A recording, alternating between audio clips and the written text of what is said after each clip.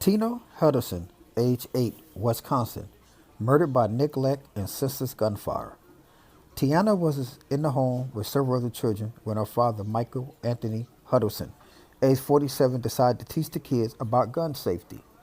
While brandishing a fully loaded firearm around kids, the firearm went off and struck his daughter, Tiana Huddleson, in the chest. His daughter to the emergency room, but she was later pronounced senselessly murdered. Hospital staff alerted local authorities of Tiana Huddleson's senseless murder. After interviewing witnesses and questioning family members, Tiana Huddleson's father, who had been drinking tequila prior to the fatal senseless murder, was placed under arrest for the senseless murder of his daughter.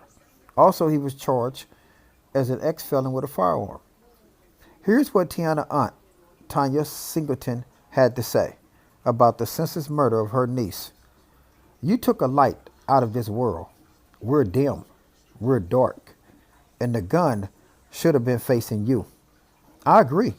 The gun should have been pointed at you. If you were teaching the kids gun safety, this was a very senseless murder. You are a father. You have a duty to protect your daughter. Under no circumstances should you have had a gun out in front of your kids. Also, you should not have had a firearm without a lock on it. You can teach kids gun safety with a fake gun. You do not need a real loaded gun to teach kids how to lock up a gun. This was a very senseless, tragic murder, and the father should be held responsible for the death of Tiana Huddleston.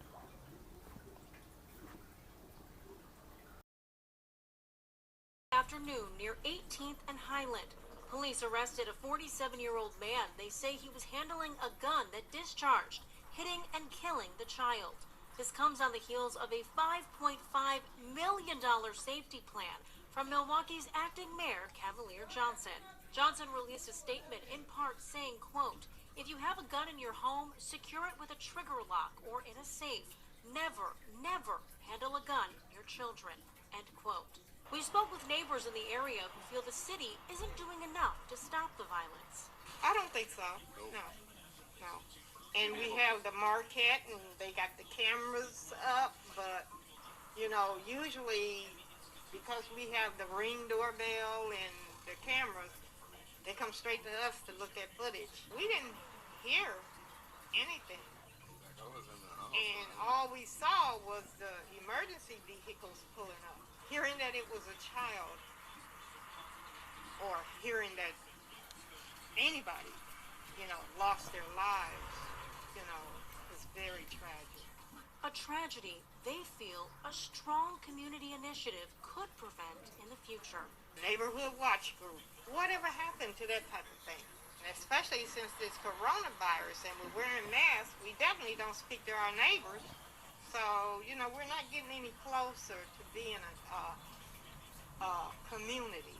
Matter of fact, we're growing far, far away from being a community.